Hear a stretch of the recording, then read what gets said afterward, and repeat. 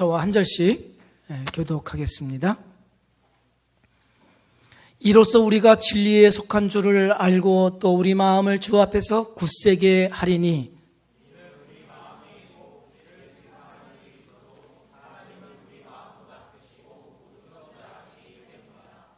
사랑하는 자들아, 만일 우리 마음이 우리를 책망할 것이 없으면 하나님 앞에서 담대함을 얻고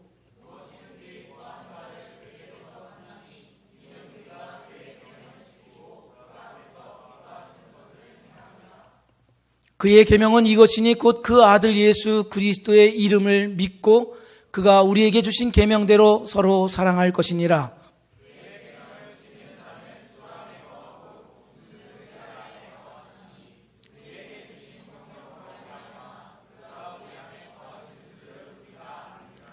아멘. 다시 한번 우리 양옆과 앞에 있는 분들에게 마음을 담아 사랑하고 축복합니다. 인사 나누겠습니다.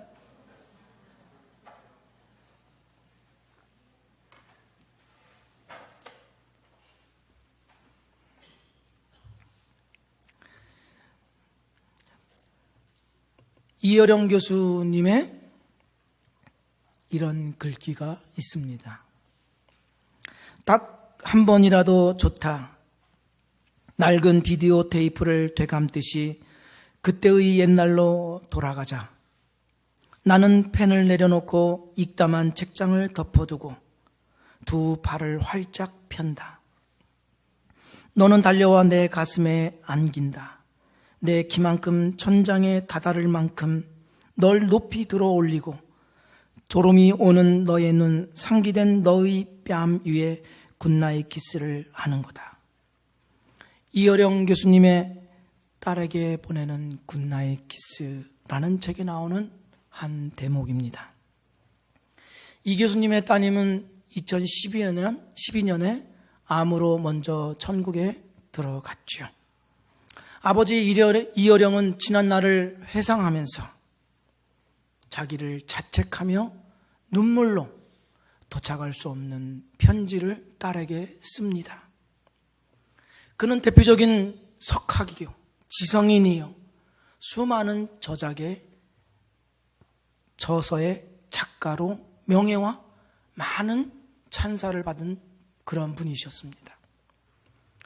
그러나 그는 일에만 몰두한 나머지 딸에게 그 흔한 굿나잇 키스를 하지 못했다. 이렇게 고백을 하죠. 이어령의 딸은 그가 유년 시절에 잠자기 전에 아버지로부터 아빠 뽀뽀해줘 이 말을 문 앞에서 기대하고 섰지만 일에 몰두한 나머지 그것을 돌아볼 겨를이 없었습니다. 그 시절을 회상하면서 뒤늦게 마음의 고통을 안으면서 이 딸에게 굿나잇 키스라는 편지를 쓰게 됩니다. 이 글을 읽을 때 제 마음이 눈물이 났습니다. 왜 그런 눈으로 보십니까? 저도 눈물이 있습니다. 어디 이러한 자책감, 인생의 서툼이 이 한 분의 고백이겠습니까?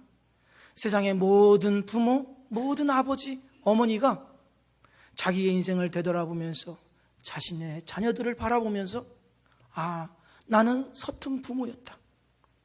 그것만이 아니지요. 모든 인생을 되돌아볼 때 나는 모자르고 서툰 것뿐이었다. 잘한다고는 생각했지만 되돌아보니 아무것도 아니었다라고 알게 되지요. 과연 누가 이 세상을 살아가는 동안 예수님처럼 다 이루었다, 완전한 성취, 완전함에 도달했다고 고백할 수 있는 사람이 누가 있겠습니까? 이것은 신앙생활에서도 똑같습니다. 우리가 신자로 살아간다고 하는 것은 결코 완전함에 이르지 못합니다. 완전하지 않다는 사실이죠.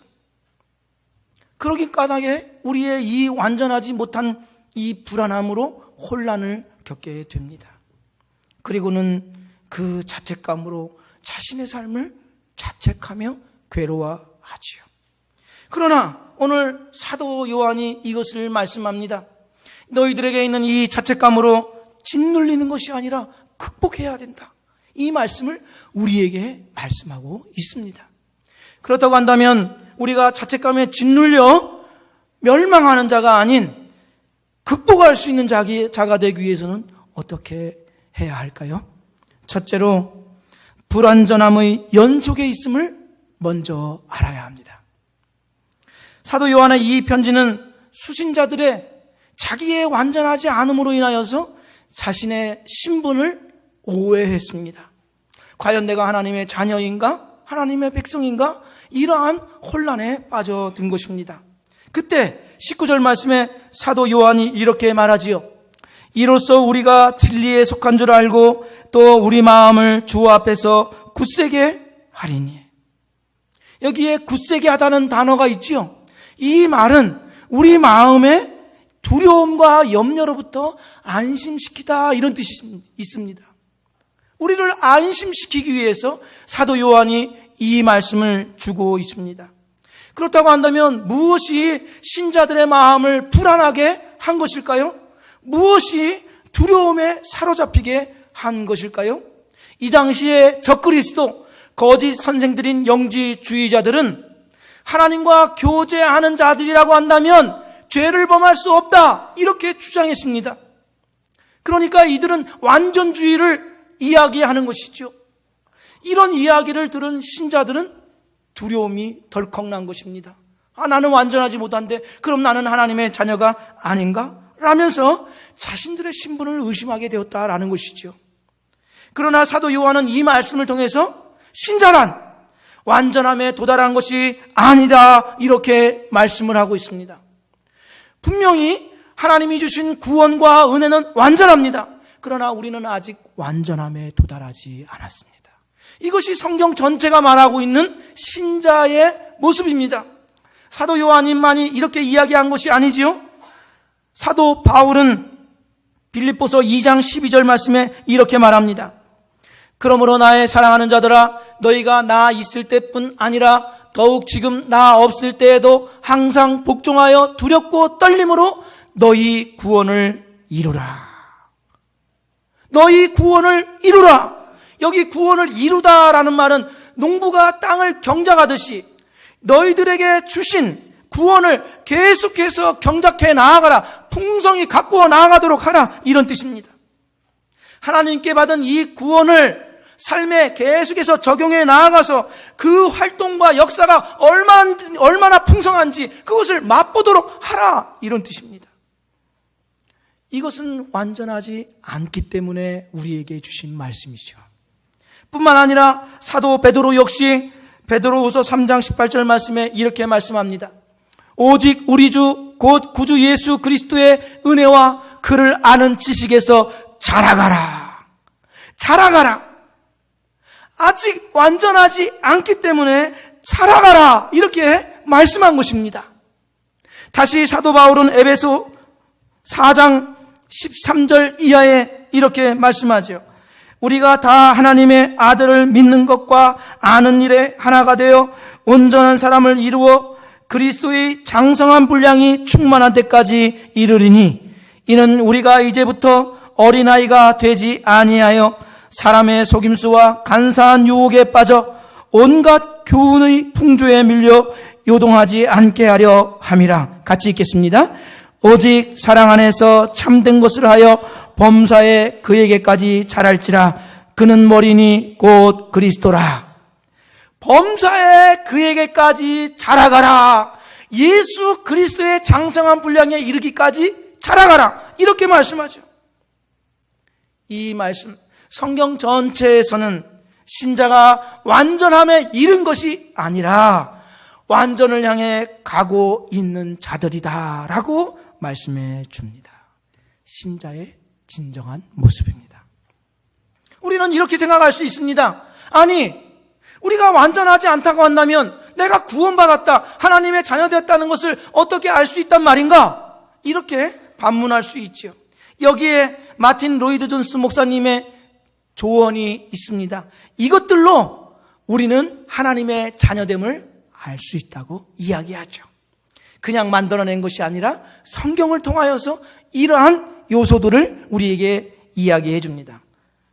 첫 번째로는 신자는 자기 안에서 삶을 주관하며 역사하는 능력을 의식하게 되죠. 무엇인가에 의해서 우리의 삶이 간섭받고 통제받고 있다는 사실을 느끼게 되죠. 그분이 바로 성령님이십니다.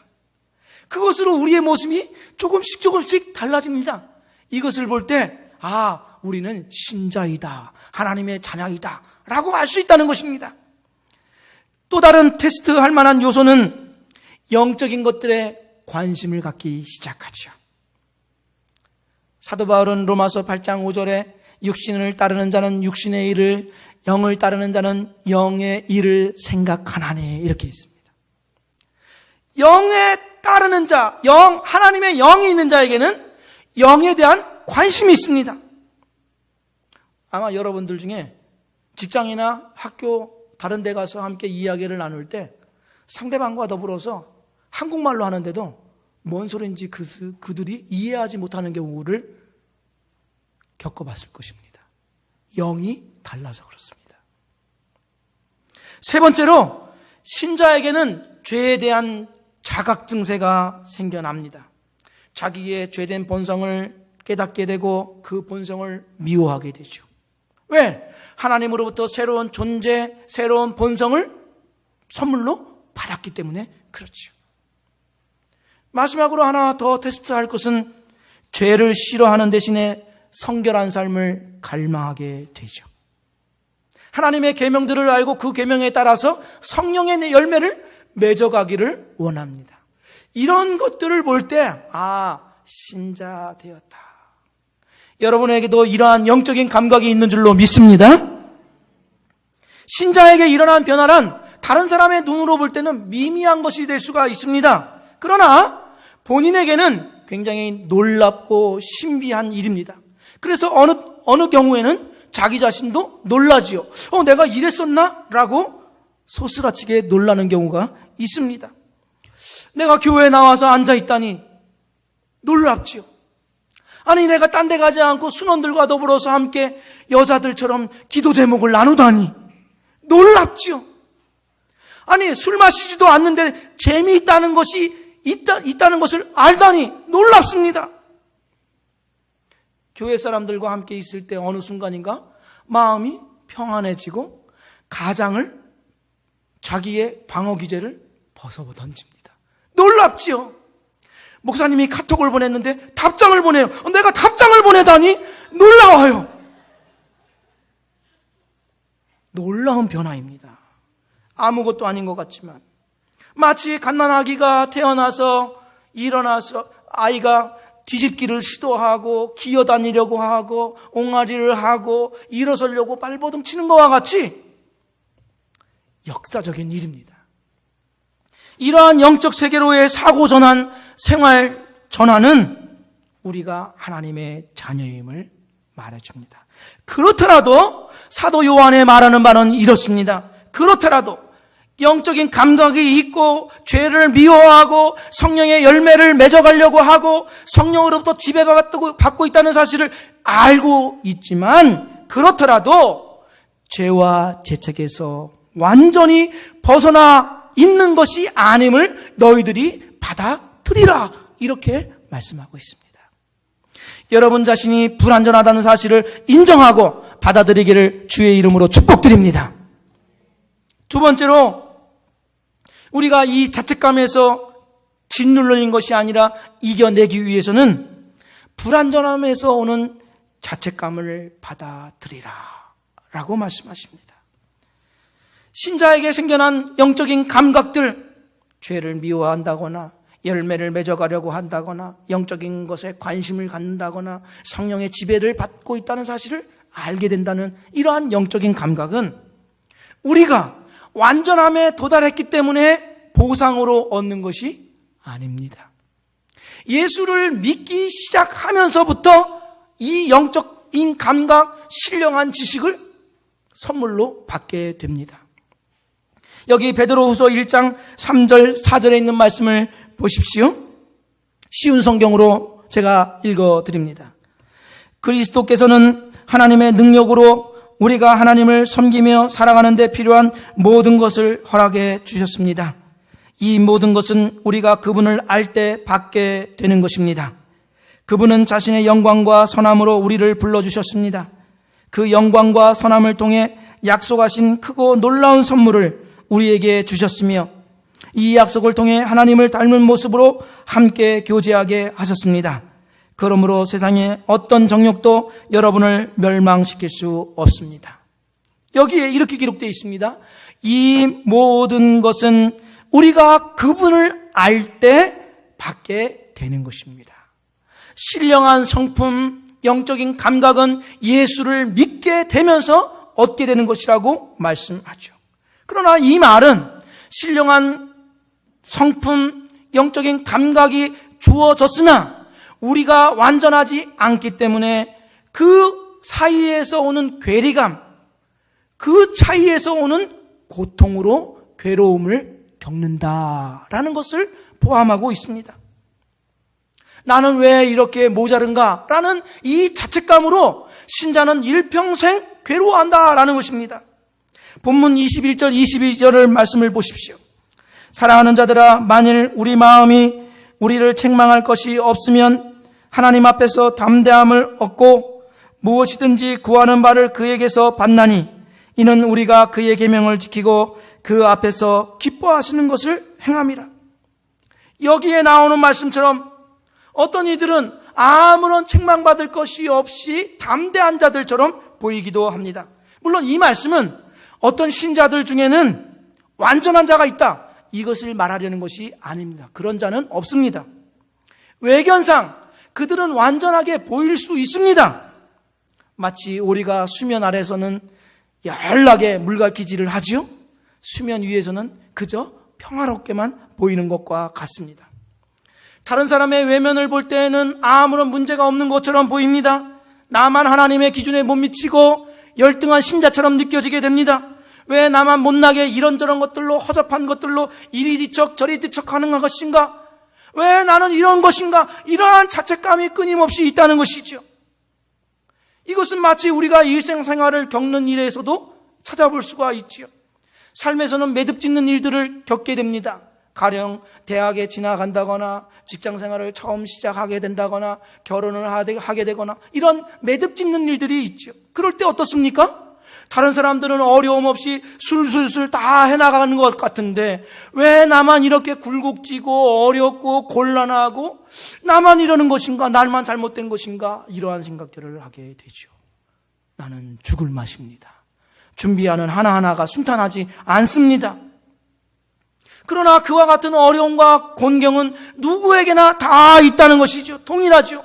가보지 않는 길을 가야 하고 해보지 않는 일들을 해야 하기 때문에 두려움과 또 시행착오를 누구라도 다 겪게 된다는 것이죠. 책에서 어떤 사람이 이렇게 하면 된다라고 충고해주고 조언해주지만 그 충고와 조언이 나에게 맞습니까? 조건과 환경이 다르고 무엇보다도 내 마음이 다릅니다. 그것이 그대로 나에게 딱 들어맞지 않습니다. 나는 여전히 갈등하게 되고 자책감으로 괴로워하는 삶을 살게 됩니다. 신자의 신앙생활이란 이렇다는 것이죠. 완전하기 때문이 아니라 완전하지 못하기 때문에 이러한 자책감 드는 일은 당연하다는 것이죠. 못나 보이는 것은 당연하다는 것이죠. 자기는 왜 내가 이렇게 어리석게 했는가라고 자책하는 것은 당연하다는 것입니다. 우리는 늘 서툴고 깔끔하지가 않아요. 나는 깔끔하게 하고 완벽하게 한다고 했지만 뒤돌아보면 어떻습니까? 다 서툴고 깔끔하지가 않죠. 어렸을 때는 옳고 그른 것만 있습니다. 다른 것은 있지도 않고 있어서도 안 된다고 생각하죠. 옳고 그른 것. 두 부류만 있습니다. 그렇죠. 하지만 시간이 지나면 어떻습니까? 내가 옳은 것을 말할 수는 있지만 그 옳은 것을 실행해 나아갈 수 있는 힘이 없다는 사실을 나 스스로 알고 분개하고 좌절하죠. 신자가 이렇다는 것이죠. 신자에게 자책감이 없는 것이 진짜 문제입니다. 여러분에게, 저에게 예수 그리스도를 주로 믿고 하나님을 아버지라고 부르면서 자책감 없고 자신의 부족함에 대해서 한탄하는 이 마음이 없는 것이야말로 진짜 문제입니다. 그러나 자신의 연약함에서 오는 이 자책감으로 걸려 넘어지는 것은 옳지 않다, 이렇게 말씀하는 겁니다. 그 자책감을 받아들이고 인정하라, 이런 뜻입니다. 거기를 뭉개고 지내라, 이런 뜻이 아닙니다. 자기를 합리화하라, 이런 뜻이 아닙니다. 자책감에 드는 것을 인정하고 그 모습 너를 받아들이라, 이렇게 말씀하고 있습니다. 스위스의 저명한 정신과 의사이자 성도인 폴 투르니,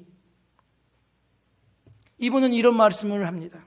어린 사람일수록 자기 마음에 들지 않고 수치스러운 일들을 무의식 속에 억압한다, 이렇게 얘기합니다. 그런 까닭에 자기가 누구인지 알지 못한 채로 지낸다는 것입니다. 그러나 충만한 생활을 경험하는 사람들은 자기의 어두운 부분, 그것을 받아들이는 사람이라고 이야기합니다. 자기 안에도 선과 악이 있고 인간의 모든 모습, 못난 모습까지도 갖추고 있음을 인정하고 받아들일 때에, 그때야 성숙하고 충만한 삶을 살 수 있다고 이야기하죠. 오늘 사도 요한이 말하는 식으로 이야기하자면, 그대는 있는 그대로를 인정하고 받아들이라. 없는 것처럼 부정하고 자기의 자책감으로 자기 존재를 이기고 고문하지 말고 너의 것으로 받아들이라. 그것으로 걸려 넘어지지 않을 테니 받아들이라. 그러면서 사도 요한이 줄곧 우리에게 용기를 주는 바와 같이 우리는 무엇에든 걸려 넘어지는 자가 될 수 없으니 예수의 손을 붙잡고 일어서서 극복해내라고 말씀하십니다. 자기의 못남을 의식하는 가운데 자책함으로 넘어지는 자가 있습니까? 예수의 손을 붙잡고 일어나기를 주의 이름으로 축복드립니다. 세 번째로, 우리가 자책감을 가지고 하나님 앞에 나아갈 때 여기에 걸려 넘어지지 않을 수 있습니다. 우리가 자책감에서 담대히 일어설 수 있는 자가 되는 것은 오직 믿음의 대상이신 하나님 때문입니다. 다시 한번 20절, 21절 말씀을 보십시오. 이는 우리 마음이 혹 우리를 책망할 일이 있어도 하나님은 우리 마음보다 크시고 모든 것을 아시기 때문이라. 사랑하는 자들아, 만일 우리 마음이 우리를 책망할 것이 없으면 하나님 앞에서 담대함을 얻고. 우리는 누구입니까? 하나님의 기대는 고사하고 우리의 이상에조차 이르지 못하는 그러한 자들이죠. 그래서 우리는 우리 자신을 책망합니다. 그때 그런 상태임에도 불구하고 하나님 앞에 담대하게, 굳세게 안심함으로 나아갈 수가 있습니다. 왜 그렇습니까? 하나님께서 우리를 아시기 때문입니다. 하나님은 외적인 사실만 보는 것이 아니라 내적인 우리의 모습도 봅니다. 이게 무슨 말일까요? 우리에게는 영에 대한 관심이 있습니다. 하나님에 대한 지식이 있고 하나님의 계명을 따를 만한 의지도 생깁니다. 그런데 그것을 실행할 능력이 없어요. 사람들은 겉모습만 봅니다. 결과만 봅니다. 아, 저 사람이 어떤 것을 했다, 못했다 라고만 보지요. 나 역시 그러한 영향에 따라서 결과를 보고, 아, 나는 못했어. 그러니 나는 못났어. 나는 하나님의 기준에 이르지 못했어. 라고 자기 스스로를 괴롭히죠. 그때 하나님은 우리의 내면을 아신다는 것입니다. 너의 마음에 이렇다는 것을 내가 알고 있다. 그러면서 우리를 치근히 감싸주시고 그리스도께서 이루신 십자가의 은혜로 용서해 주신다는 말씀인 것이죠. 그러니 하나님이 우리를 아신다고 하는 것은 두려움이 아니라 큰 위로가 됩니다. 내가 너를 알아. 이렇게 얘기하죠. 만화가 박광수 들어보셨나요? 그는 자기 심정을 영화의 한 대사로 이렇게 표현했어요. 난 자전거를 타고 가고 있었어요. 분명 나는 앞만 보며 똑바로 갔는데 어느 날 뒤를 돌아 지나온 길을 보니 내가 온 길이 왜 이리 굽이굽이 길인지 모르겠어요. 자기 마음을 표현하는 겁니다. 그러면서 이렇게 이야기합니다. 나는 어쩌면 친구가 필요한 게 아니었는지도 모른다. 나는 어쩌면 좋은 형이 필요한 게 아니었는지도 모른다. 나는 어쩌면 좋은 동생이 필요한 게 아니었는지도 모른다. 나는 어쩌면 사랑하는 사람이 필요한 게 아니었는지도 모른다. 나는 어쩌면 그저 내 편이 필요했을 뿐인지도 모른다. 세상 사람들이 내게 다 등을 돌려도 끝끝내 내 편이고야 마는 사람. 세상 사람들이 나에게 돌을 던지면 같이 돌을 맞아줄 사람. 나는 친구, 동생, 형, 사랑하는 사람보다 그저 단 한 사람, 내 편이 필요했던 건지도 모른다. 이렇게 말해요. 그의 마음이 우리의 마음이고 그의 바람이 우리의 바람이지요. 나는 한다고 했습니다. 그렇게 하려고 했지만 여전히 못 미치는 어리석고 부족한 나를 보며 책망합니다. 그때 하나님께서 이렇게 말씀하시죠. 내가 영원히 너의 편이야. 이렇게 말씀합니다. 기분 나쁜 것 같아요. 내가 너의 영원한 편이야. 이렇게 말씀하시죠. 신자가 가지는 믿음이라는 자기 자신을 근거로 하지 않습니다. 나는 이해할 수 없고 불완전한 상태에 있을 수 있습니다. 나의 조건이나 나의 상황은 만족스럽지 못할 수 있습니다. 그러나 하나님과 하나님이 행하신 일은 완전합니다. 하나님만이 완전합니다. 그것을 말해주는 것이 저 2000년 전 갈보리 언덕에서 십자가에서 죽으신 예수 그리스도의 보혈의 능력인 것입니다. 속된 말로 그 십자가 사건은 어느 누구도 빼도 박도 못하는 하나님의 완전한 은혜의 역사입니다. 그것을 믿음의 근거로 삼는 것이 바로 신자이지요. 자기의 행위가 아닌 것입니다. 우리에게 자책감이 든다는 것은 오히려 하나님을 찾고 구하게 하는 동력이 됩니다. 아이러니하지요? 아이러니합니다. 사도 요한이 여기에서 말하는 계명들을 말합니다. 계명들을 말할 때 이 계명은 지켰다 안 지켰다를 말하기 전에 이 계명 앞에 부족한 자기 자신을 발견하라는 거예요. 왜냐하면 하나님의 자녀만이 계명 앞에 불편하고 불완전하고 부족한 자신을 인식하기 때문에 그렇습니다. 하나님의 자녀가 아니면 불편한 마음을 가질 수가 없습니다. 그러니 그러한 자책감을 가질 때 오히려 하나님 앞에 나아 그의 은혜를 구하라고 이야기합니다. 하나님 그 계명을 지킬 수 있게 해 주십시오.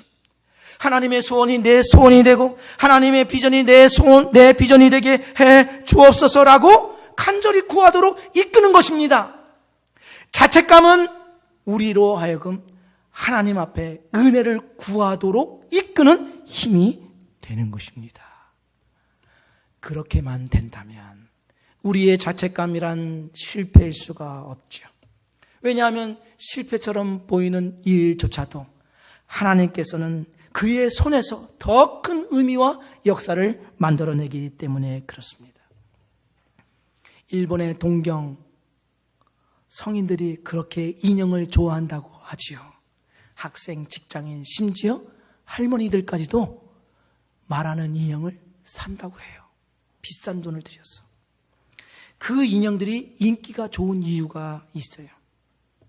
그 인형은 반복적으로, 기계적으로 이러한 말을 들려주기 때문에 그렇습니다. 그런 하찮은 일에 신경 쓰지 마세요. 태평양처럼 마음을 넓게 하세요. 이 말을 계속 들려준다는 거예요. 팔다리가 없는 장애 인형이 있는데 그 장애 인형은 나는 기필코 해낼 거야. 이 말을 계속 들려준다는 거예요. 왜 이러는 걸까요? 나니? 왜?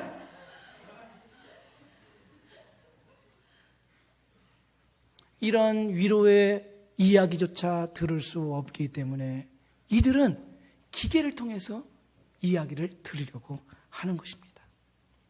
그러나 하나님께서 오늘 우리의 연약함으로 자기의 못남, 도달하지 못하고 실패한 것과 같은 자신의 모습, 얼룩져 있는 듯한 자기의 삶에 고통할 때 주님께서 인형이 그런 하찮은 일에 신경 쓰지 마세요. 태평양처럼 넓은 마음을 가지세요. 나는 기필코 해낼 거야. 이런 말 따위가 아니라 이렇게 말씀해 주십니다. 하나님을 사랑하는 자, 곧 그의 뜻대로 부르심을 입은 자들에게는 모든 것이 합력하여 선을 이루느니라. 내가 누군지 알아? 너희의 실패까지도 빚어서 큰 역사와 의미를 만들어내는 나는 너의 영원한 편 하나님이야. 이렇게 말씀해 주시죠. 이 말씀을 확신하여서 자책감에 빠져 허우적거리는 인생이 아니라 더 하나님께 가까이 나아가 하나님만이 주시는 담대한 자유를 누리는 우리 모두가 되기를 주의 이름으로 축복드립니다. 기도드리겠습니다.